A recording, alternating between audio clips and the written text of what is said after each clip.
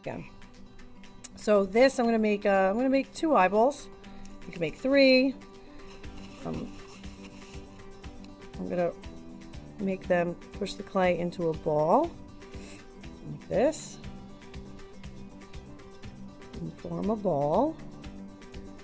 And then sometimes for the pupil, some people would add a tiny little piece like this, and you can add a pupil that sort of sticks out, or you could, for me, I like them actually pushed in, so you can use like the bottom of a pencil, or some of your toolkits have a tool that might look like an eye. Like if I push this into the clay, I like to wet the tools before I sink them into the clay so they slide. And there we go. So that would be a nice pupil. You could also, even the cap of a Sharpie is, maybe that'll make a nice impression. Ooh, it even looks like little lashes actually. Oh, I like that. Okay. To attach 2 pieces of clay, you need a fork from your kit. Okay. You might want the brush. Okay. And we're going to use a technique called scratch, wet, and wiggle. But scratch, wet, and wiggle. So 2 pieces of smooth clay, okay, will not stick to each other. Okay. And sometimes even kids try to like just jam it on there, and it might stick in the meantime, but as soon as we fire the clay in the kiln, what's going to happen is this will shrink by about 12%, and so will this. And what happens when 2 things shrink, they separate and they'll fall apart. So you really need to adhere this to the surface. So what we're going to do, rough up the surface of where these are going to meet. Okay, so I'm going to rough up this edge, and I'm going to poke it with the fork in this direction, and then also going across in this direction. And then I'm going to do the same thing with the surface. So this is where the eye will go, right?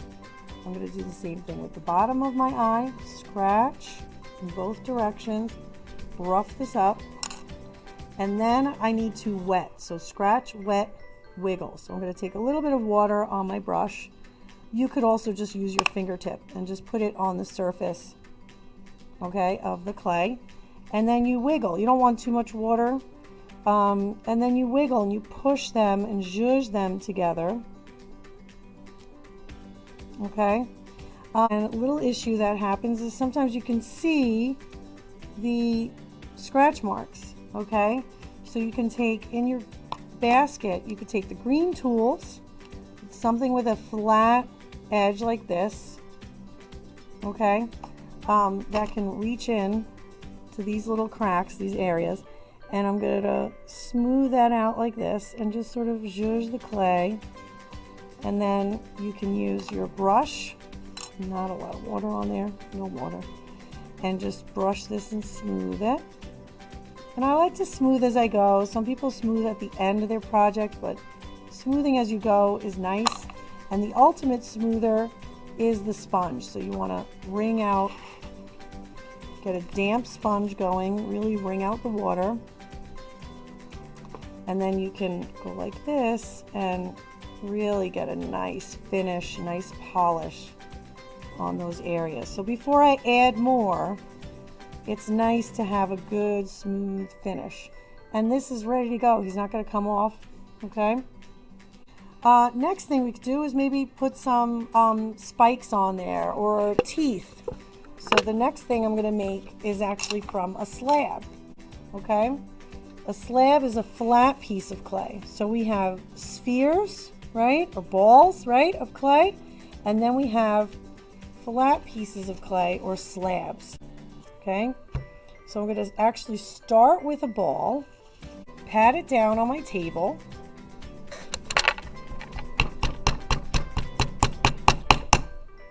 right? And now from this slab, I'm going to make sure, I always like to make sure it can lift up off the surface. You could see a little bit got stuck, but pat it down, You can actually work directly on your table also, although these boards are really nice. Do a good job. And then I'm going to take this knife. This is called a fettling knife. A fettling knife or a clay knife. Fettling means to sort of trim. So to fettle something, if I took, so like fettling is this, when you trim something away. So you can take away clay like that. But we also use it just to kind of cut things out. So let's say I wanted spikes like this, okay, on the top here.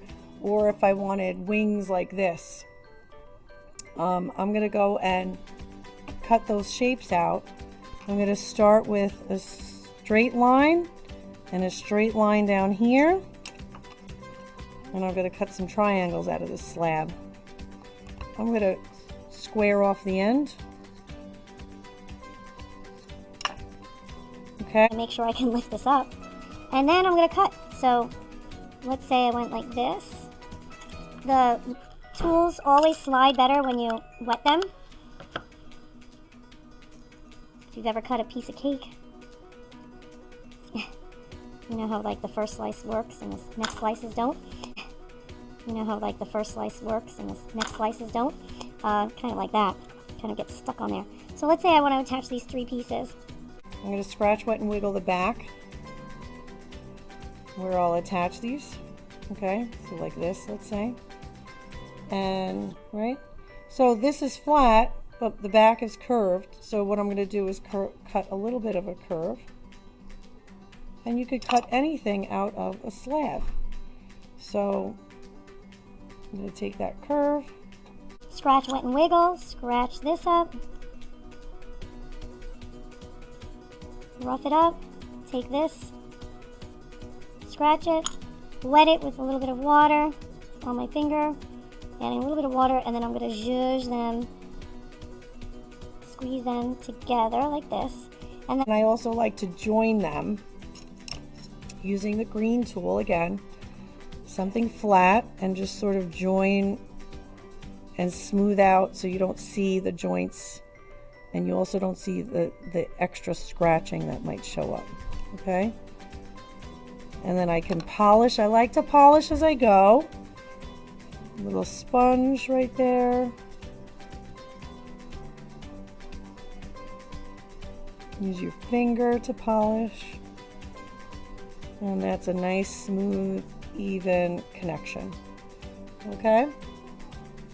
As you work, you want to let these actually harden up a little bit. So you can see it's like very soft right now. So we're going to wrap these in damp paper towel to store them each day. But sometimes at the end, toward the end of a project, we actually will eliminate the damp paper towel and start to let it dry and harden up a little bit. So right now this is soft clay, or what we call plastic clay, meaning that you can mold it and shape it. As you let it dry out, it hardens to something we call leather hard, which means you can't really bend it anymore, but you can still sort of draw into the surface. So that's leather hard. You can like scrape things off. You could still attach things onto it, but it's not the greatest state. So clay has stages. So we start out very soft, and then it'll go to leather hard. The last thing you can do, I said, you can make things out of slabs. You can make things out of spheres. And the last thing you could do is actually a coil. So I'm going to take these scraps. I'm going to wet my hands because they're dry. Ball this up. And I start with a ball. The last thing you can make is a coil. Okay, coils are long rope-like. So I'm just sort of, I start with a ball, do it again. I started with a ball. Coils are long rope-like. They're just like a cord, like this. So I start with a ball and then sort of turn it on its side until it's a piece like that. And then you can use your hand,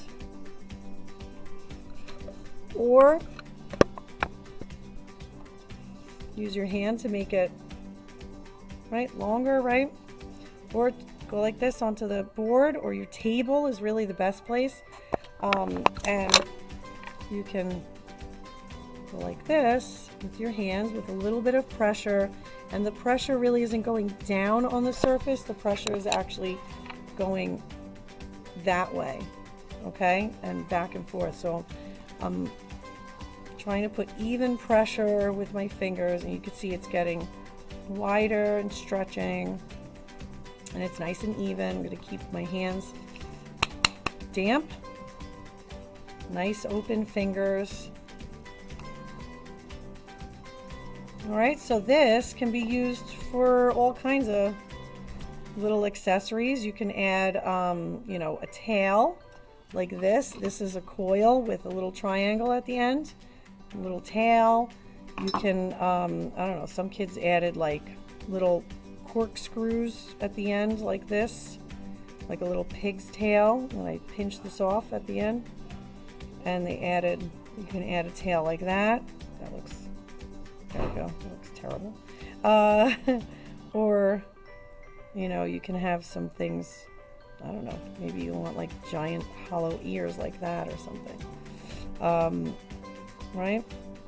So you can use this, I could also take the end of this with a little water, really slick fingers, and pinch and shape the end. This is called modeling, until you get like a point, and then I can cut this off and attach it, and I could start to make, I don't know, eyelashes, right? Or, right? Or a unicorn, if that was bigger. That could be like a unicorn, a horn, right? I could add two and have horns, or I could have spikes coming off of the back of this, okay? So the last thing I'm going to show you is actually, I forgot to show you the tongue. So if you wanted to add a tongue, which you don't have to, you would start with a slab, okay? I'm going to gather these scraps up. Clay is very reusable. Even when it dries out, actually, you can reuse it. If you soak clay in water, it'll eventually break down into mud, okay, which we call slip. I'm going to take a ball, I'm going to flatten this out, and essentially you're just going to draw like a U shape. I'm going to make like a U shape using my fettling knife. I'm going to wet it and draw, going like that. You can see it kind of turning into a tongue, and then I'm going to go like this and make a U at the end. It could be whatever shape you want. And then I'm going to make the end where it's going to attach. I'm going to make that a little thinner, so I'm just going to pinch it. And then you can add a line for the tongue. Smooth it out with my sponge. Before I attach it, I'm going to smooth out the edges. And then I would scratch here, wet, wiggle, and mold it on to my tongue, right, onto my the mouth. And then you could hold the shape like this with the tongue. You could, right, so it's like curved or something, or it could be twisted like that. You can also add feet, okay? You can add little feet like this. I like to take a ball of clay, and then, I don't know, you can add like 3 little notches there. Make it a little wider like this, and attach that so your little guy has feet to sit on, okay? Sometimes people use the tail so it balances. You can add arms, right? Multiple arms, whatever you want, okay? So have fun and make sure you really attach those pieces and scratch, wet, and wiggle and smooth everything out, and enjoy yourself.